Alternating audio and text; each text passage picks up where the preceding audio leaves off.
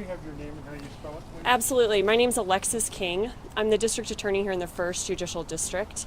You spell it Alexis, last name Ki, N as in Nancy, G as in George. Are we good?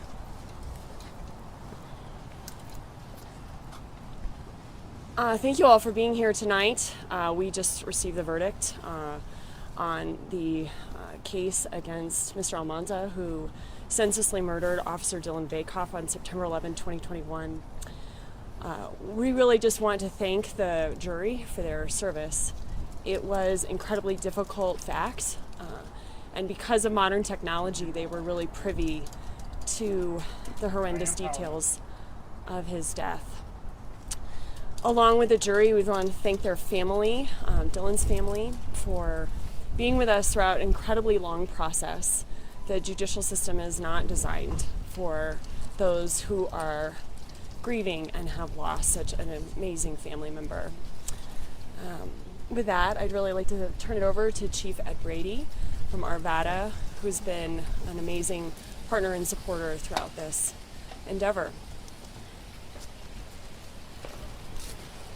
Good evening, everyone. I'm Ed Brady, last name spelled B-R-A-D-Y. I'm the Chief of Police for the Arvada Police Department.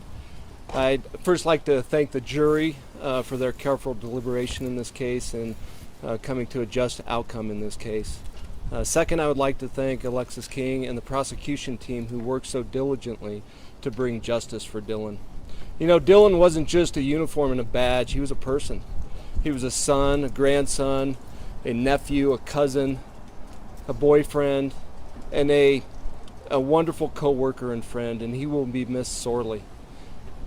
This verdict today doesn't bring him back, but it will help the family start to heal and move past this criminal justice stage so that they can continue to heal.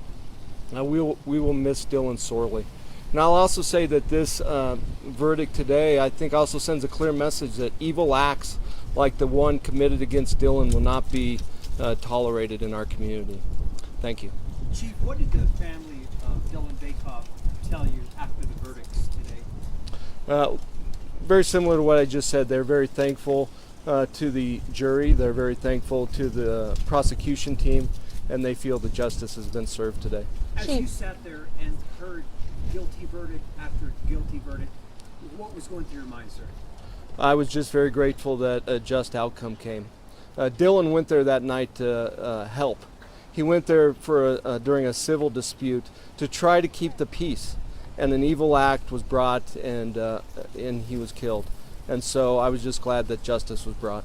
Chief, what has the department felt like this past year, and can you tell me if Dillon's girlfriend still works with the department as well? She's still an officer with the department. This has been a very difficult couple years for the Arvada Police Department. Obviously, we lost Officer Gordon Beasley in 2021, and then we lost Officer Dillon Vakoff on September 11th of last year. Again, he's not just a uniform, he's a person, he's a friend, a co-worker that we all love to be around. He had a wonderful smile, and we will just miss him immensely. And this helps get us past the criminal justice stage of this, but there's still a lot of healing to do for the department.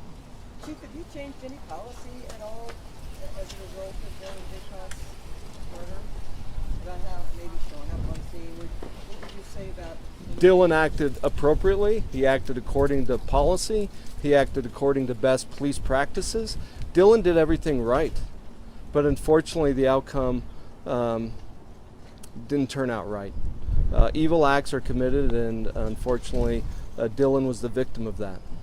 I think it's important. For the DA? We do, yeah. I think it's really important to remember that one of the most dangerous responses for an officer is to go. Of course. I think it's really important to remember that for law enforcement, one of the most precarious and risky calls they can respond to is domestic issues, and this was certainly one that was very out of control.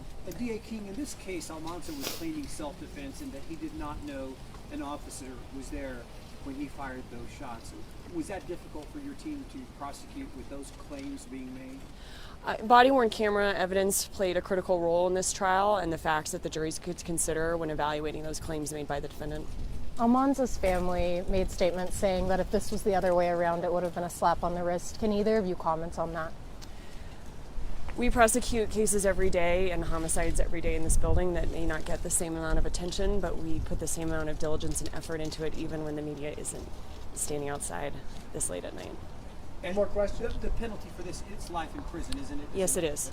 And is there also an automatic appeal, or how does that work?